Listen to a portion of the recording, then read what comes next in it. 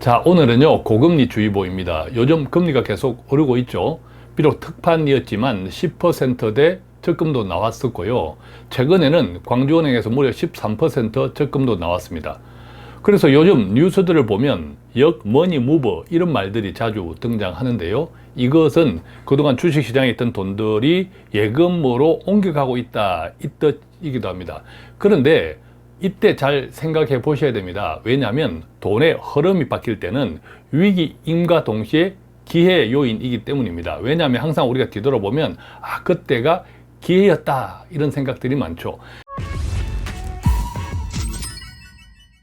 그래서 오늘은 두 가지 이야기를 같이 한번 나눠볼 건데, 은행들은 그렇다면 왜 돈을 끌어모을까? 은행들이 계속 돈을 끌어모으기 때문에 예금, 적금, 금리가 오르죠. 자, 두 번째는 우리는 이것을 어떻게 대비할까라는 말은 어떻게 보면 위기인 것 같은데 나중에 또 되돌아보면 항상 그때가 기회였다 늘 그랬잖아요. 그러면 이것을 어떻게 활용할까? 자, 이렇게 생각해 봐도 되겠습니다. 자, 머니무버, 돈은 은행으로 구체적으로 한번 볼까요? 최근 5대 시중은행입니다. KB금융, 신한, 하나, 우리, 농협은행 등 정기예금 금리가 최근 연 3.50%에서 3.85%로 올랐다고 합니다. 자, 이것은 두 달 전과 비교해 보면 상단과 하단이 0.1%포인트 이상 상승했다고 합니다. 저축은행도 보겠습니다. 자, 1시중은행에서 돈을 끌어당기니까 저축은행들도 가만히 있으면 안 되죠. 그래서 79개 저축은행의 1년 만기 정기예금 평균 금리가요, 연 4.04%라고 합니다. 한 달여 만에 4%대 다시 진입했다. 자, 이 뜻인데요. 자, 그러다 보니까 최근 고금리 미끼 상품까지 등장했습니다. 자, 미끼 상품이니까 고금리인 것처럼 보여도 고금리를 실제 내가 얻기는 쉽지 않다라는 뜻인데, 예컨대 아까 우리가 강주은행 13% 금리를 보았잖아요. 최고 금리가 13.5%예요. 그런데 이것은 그냥 다 주는 것이 아니라 가입한 분들 중에 마치 복권처럼 행운 번호를 추첨을 해서 당첨할 때 줍니다. 자, 그러니까 요즘 은행들이 별의별 머리를 다 써가면서 어쨌든 돈을 끌어당기려고 애쓰고 있다. 자, 이런 뜻이기도 합니다. 그래서 고금리 상품은 내용을 잘 들여다보아야 합니다. 여러 가지 조건들이 많이 붙어 있는 경우가 있어요. 그래서 그 조건을 못 채우면 고금리가 아니라 일반 한 3%, 2% 금리인 경우도 많으니까 꼭 한번 이 부분은 참고해 보시고. 자, 이제 본격적으로 한번 이야기해 보겠습니다. 은행들은 그럼 왜 돈을 끌어모을까? 이것은 작은 이유와 큰 이유, 본질적 이유 두 가지가 있는데, 먼저 작은 이유부터 한번 나눠보겠습니다. 첫 번째는요, 유동성 비율을 정상화하고 있습니다. 이때 유동성 비율이라고 하는 것은 30일 동안, 최근 30일 동안의 순현금 유출액, 즉 은행에서 돈이 나가는 돈에 대한 고유동성 자산, 은행에서 보유하고 있는 언제든 현금화할 수 있는 자산의 보유 비율인데, 유동성 비율. 자, 이것은 한마디로 이야기하면 언제든 고객은 돈을 요구할 수 있지 않습니까? 자, 그랬을 때 내가 은행에 가진 언제든 현금화할 수 있는 자산이 어느 정도 있어야 될까? 그 비율을 뜻하는데, 얼마 전까지 돈이 계속 부족했죠. 지금도 물론 시중에 돈이 부족하지만, 그래서 혹여나 금융 위기가 닥칠까봐 은행들이 유동성 비율을 좀 떨어뜨렸습니다. 즉, 내가 가진 유동성 자금보다 조금 더 많이 대출할 수 있도록 했는데, 그것을 이제 정상화시키고 있는 거죠. 자, 기준은 100%입니다. 유동성 비율이.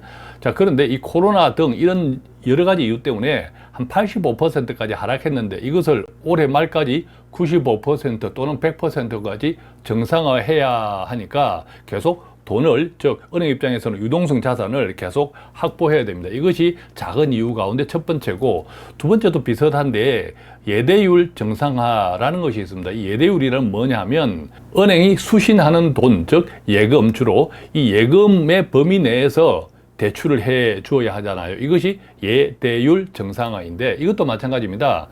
그동안 계속 이제 시중에 자금이 부족해서 건설 등등 해서 이 예대율을 좀 높여놨거든요. 즉 내가 가지고 있는 예금 자산보다 대출 자산을 더 많이 대출할 수 있도록 한 105%까지 높여놨는데, 이것도 이제 좀 낮춰라 라고 합니다. 낮추려면 어떻게 됩니까? 예금 자산을 더 높여야 되는 거죠. 그러다 보니까 계속 수신 경쟁을 하고 있습니다.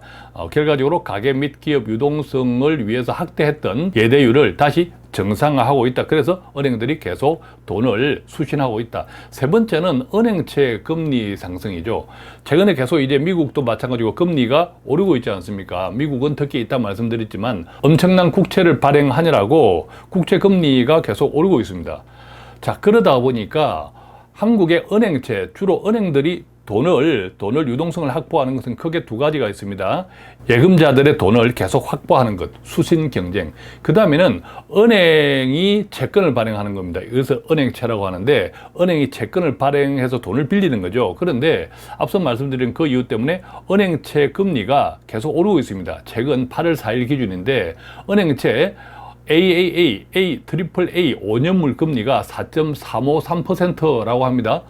그러니까 차라리 은행채를 발행하느니 예적금 이자를 조금 더 주고 수신을 많이 하는 게 좋겠다. 자, 이 이유 때문에 예금 금리가 오르고 있다. 자, 이것들이 작은 이유입니다. 자, 이제 본질적인 이유, 은행들은 왜 돈을 끌어모을까?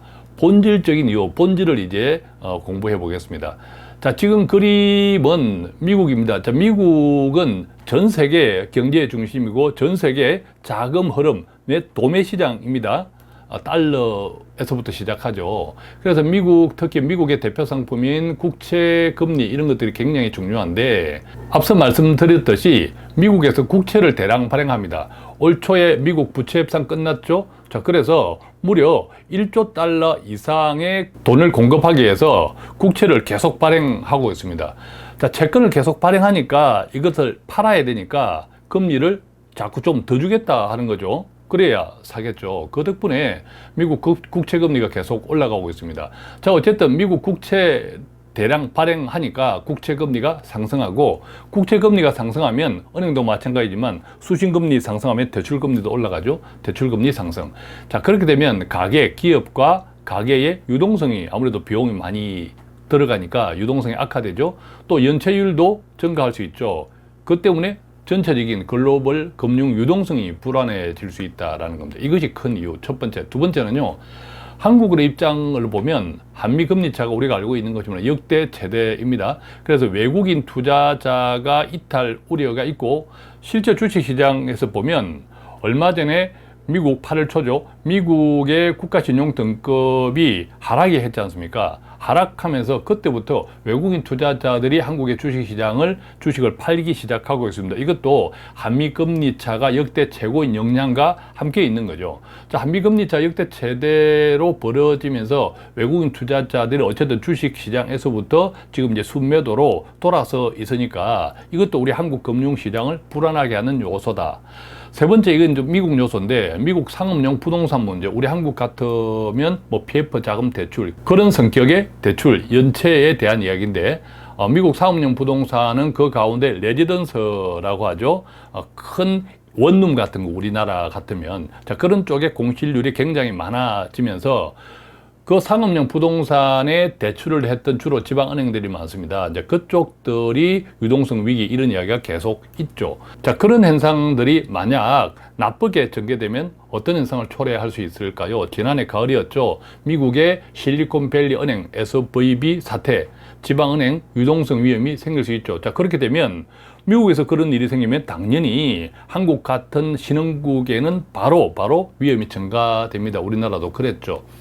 네 번째는요, 최근 중국 부동산 사태, 중국 부동산으로 인한 중국의 경기 침체. 중국의 경기가 침체되면 세계 원투펀치 중에 하나잖아요. 특히 한국은 굉장히 나쁩니다. 왜? 한국은 중국의 수출이 굉장히 많지 않습니까? 자, 이런 영향도 있고, 다섯 번째는 한국의 부동산 PF 부실위험. 이것도 이제 유동성에 대한 문제죠. 이런 것들이 큰 이유를 구성하고 있습니다.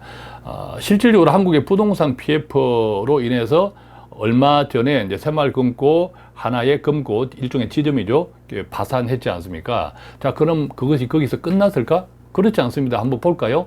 자, 안정을 찾아가는 새마을금고라는 이런 기사가 있는데, 그럼에도 불구하고 6% 적금을 적시 완판했습니다. 6% 적금을 출시했다는 거죠. 6% 적금을 적시 완판하고 또 10%로 출시했습니다. 예컨대 서울 신길 일동 새마을금고가 지난 16일 날 출시했던 연 6% 정기적금 가입 한도 100명, 물론 이제 가입 한도는 100명으로 많지 않지만 하루 만에 조기 마감했다는 거죠. 또 연 7% 적금도 이틀 만에 완판했다. 은행 금리보다 2배 이상 높죠. 구체적으로 보면 서울 종로 중앙 새마을금고에서 1년 만기 연 7.7% MG 뉴 정기적금을 출시했는데 이틀 만에 조기 마감했다고 합니다. 그런데 이상하지 않습니까? 안정을 찾았다는데 새마을금고 입장에서는 6%, 7%, 더구나 10%들은 엄청난 역마진입니다. 그런데 왜 엄청난 역마진, 즉 손해보는 상품을 계속 팔고 있을까요? 아직 끝나지 않았다라는 뜻입니다. 자, 은행은 왜 돈을 끌어들일까? 큰 틀에서 이유 6번째입니다. 경기 침체. 이 경기 침체는 미국 기준입니다. 글로벌이죠. 장단기 금리 역전. 아까 보았던 우리가 미국 국채, 그리고 미국 국채 가운데 10년물 또 30년물 대신에 2년물, 3년물 이런 단기, 장기들이 있지 않습니까? 이 장기, 단기 금리가 역전이 되는 현상이 계속 지속되고 있습니다. 구체적으로 볼까요? 미국 국채 10년물이 4.2510%입니다. 8월 18일 기준인데요. 이게 이제 장기물의 대표, 미국 국채 10년물이 4.25다. 그런데 미국 국채 2년, 단기물은 4.94다. 단기물이 더 금리가 높죠. 일반적으로는 장기물이 더 금리가 높습니다. 불확실하잖아요. 그래서 금리를 더 줍니다. 자, 그런데 미국 국채 단기물이 더 높다 금리가 하는 뜻은 경기 침체에 대한 불안 때문입니다. 자, 경기 침체에 대한 걱정을 하면 사람들이 장기채를 많이 삽니다. 장기채를 많이 사니까 굳이 장기 채권 금리를 많이 줄 필요가 없는 거죠. 단기 채권에 비해서. 그래서 이 장단기 금리가 역전된 현상은, 자, 지금 8월 18일 기준으로 보면 0.7% 역전이 되어 있는데 이런 것들은 바로 경기 침체를 뜻한다고 합니다. 자, 최근까지 미국의 장단기 금리 역전 현상이 한 15차례 있었는데 대부분 경기 침체로 이어졌다고 합니다. 물론 경기 침체도 그 정도는 다를 것이지만 어쨌든 결과적으로는 경기 침체가 이어졌다. 자, 경기 침체가 이어진 데다가 마지막 7번째 보면 최근에 중국 경기 침체까지 있죠. 자, 그러다 보니까 글로벌 전체적으로 경기 침체에 대한 우려가 있다. 자, 이것은 당연히 가계 및 기업의 유동성을 악화시킬 것이고 연체율도 증가시킬 수 있고 금융 불안을 야기할 수 있다. 자, 이런 뜻입니다. 자, 이렇기 때문에 은행들은 하반기 금융 유동성을 확보하기 위해서 혹시나 모를 돈을 계속 끌어들이고 있다. 이 뜻입니다. 자, 그럼 이제 은행들은 왜 돈을 끌어들이고 있을까? 이 내용을 이제 알았으니까 그렇다면 우리는 어떻게 대비해야 할까? 아까 시작할 때 말씀드렸지만 돈의 흐름이 바뀐다라고 하는 것은 이유가 있어서 바뀌겠죠. 지금까지 그 이유를 말씀드렸고, 자, 이것은 어떻게 보면 위기이지만 또 뒤집어 보면 기회 요인도 있습니다. 늘 우리가 그때가 기회였다라고 후회하던 그때는 굉장히 불안했을 때였거든요. 근데 되돌아보면 항상 결과는 어땠습니까? 여러분들이 한번 생각해 보십시오. 그래서 어떻게 대비할까라고 하는 것은 두 가지 이중적인 성격이 있다. 자, 그 점 참고하시고 함께 보겠습니다. 우선은 아까 말씀드렸듯이 새마을금고 사태 아직 끝나지 않았다. 즉 한국의 부동산 건설 PF 대출 연체 이 리스크는 아직 끝나지 않았습니다. 이게 한번 터지면 최소 수십억짜리거든요. 주로 새마을금고가 가장 많습니다. 현재 50조가 넘는다고 알고 있습니다. 잔액 기준이. 그래서 자, 이것을 생각하면 어떨까요? 고금리보다 안정성이 중요하다. 이 말은 무슨 말이냐면 물론 뭐 새마을금고든 저축은행이든 뭐 시중은행은 말할 것도 없고 예금자 보호 장치가 되어 있습니다. 장치가 되어 있으나 만약에 그런 일이 생기면 굉장히 불안하죠. 그래서 제 생각에는 뭐 당장에 1%, 2% 고금리에 혹하지 마시고 정말 내가 보수적이고 예금을 추구하는 입장이라면 고금리보다 조금 금리가 1, 2% 낮더라도 안정성이 확보된 금융기관을 이용하는 것이 좋지 않을까라는 생각입니다. 물론 뭐 나는 그래도 1, 2%라도 높은 금리 찾을 거야. 예금자 보호되는데 무슨 걱정이 있어? 그렇게 하시는 분은 상관없습니다. 제 의견만 드리는 겁니다. 두 번째는요, 자, 원달러 환율 상승, 이것은 제가 계속 말씀드렸죠. 원달러 환율 상승에서 항상 두 가지를 기억하셔야 된다. 첫 번째, 달러가 많이 풀린다. 미국 국채를 많이 판다. 달러가 많이 공급된다. 그래서 달러가 떨어질 거야. 이것하고 달러의 절대적 가치하고 환율은 두 나라의 상대적 체력이거든요. 즉, 한국은 그러면 괜찮냐? 한국 경제는 좋으냐? 자, 이런 문제거든요. 자, 이렇게 생각할 때 한국은 비기축 통화로서 즉 달러 시장이 불안해질수록 한국의 환율은 올라갑니다. 그렇죠? 자, 그렇기 때문에 오히려 원달러 환율이 앞으로 오를 것이다 라는 이야기를 계속 지속적으로 계속 드렸는데 결과 어떻습니까? 환율이 올라와 있지 않습니까? 급등해 있지 않습니까? 자, 이 같은 현상은 앞으로도 계속 지속될 가능성이 있다. 자, 이 점 생각하시면 우리가 어떤 상품들에 주로 관심을 가져야 할까요? 달러 자산이죠. 이때 달러 자산은 뭐 달러 자체도 자산이겠지만 달러로 투자하는 예컨대 미국 주식, 또 주식형 ETF, 또 채권형 ETF, 또 배당형 ETF 등등 다양한 자산들이 있죠. 자, 이것들을 구체적으로 어떤 상품들에 관심을 가지는 것이 좋을지, 이때에 어떤 상품에 관심을 가지는 것이 좋을지는 여러분들이 그것은 개별적으로 또 공부하시되, 저는 전체적으로 달러 자산에 좀 관심을 가지라, 이런 말씀을 좀 드리고 싶고요. 세 번째는요, 알려진 위기는 위기가 아니다라는 말이 있죠. 지금 보면 중국 저대로 망할 것 같죠. 그런데 생각해 보십시오. 중국이 망하면 전 세계 망합니다. 미국의 물가 못 잡습니다. 미국의 물가, 중국에 엄청 싼 상품들이 들어와서 물가를 잡고 있거든요. 물가에 크게 영향을 주고 있습니다. 자, 그런데 지금 물가를 잡기 위해서 계속 금리를 올리는데, 계속 금리 올리면 미국 경제도 이제 난리가 납니다. 그런데 중국이 망하면 미국 물가뿐만 아니라 한국의 수출, 글로벌 공급망이 일순간에 크게 난리가 납니다. 자, 그래서 또한 이제 중국의 이제 부동산 문제는 중국 내에서 쭉 외국 자금들이 중국의 부동산에 엄청나게 투자한 것이 아니고 큰 자금이 지금 문제가 생겼다고 하지만 대부분 중국 내의 자금, 그 가운데 특히 지방 정부 자금이지 않습니까? 그래서 여러 가지로 지금 중국이 좋지 않지만 알려진 위기는 위기가 아니다. 시간이 어느 정도 필요할지 알 수 없으나 지금 현재 전체적으로 보면 주식은 굉장히 싸지고 있다. 자, 이런 것도 한번 생각해 보시면 좋겠습니다. 그래서 알려진 위기는 위기다 아니다 라는 차원에서 보면 주식형 자산에 대한 저가 매수도 큰 틀에서 보면 자산 배분 관점에서는 유효한 측면이 있을 수 있다. 자, 이렇게 말씀드립니다. 물론 판단은 여러분들이 하시고 나의 자산을 어떻게 분배할 것인지는 여러분들이 또 판단하시겠지만, 제가 거기까지 계속 구체적으로 다 사정들이 다르기 때문에, 투자 태도, 성향들이 다르기 때문에 말씀을 못 드리지만, 이 정도 내용 가지고 어떻게 적용해야 할까, 다만 아까 시작할 때 말씀드린 것처럼 항상 지나고 나면 그때가 기회였구나. 근데 그때가 기회였다고 했던 그때는 지금처럼 엄청 불안하고 엄청 공포스럽고 엄청 망할 것 같고 늘 그랬던 때였다라는 것만 조금 기억하시면 영머니 무버, 자, 이런 것들을 어떻게 이해하고, 아까 말씀드렸죠. 어떻게 이해할지는, 그것을 어떻게 적용할지는 다 여러분들 각각의 판단에 맡기겠습니다.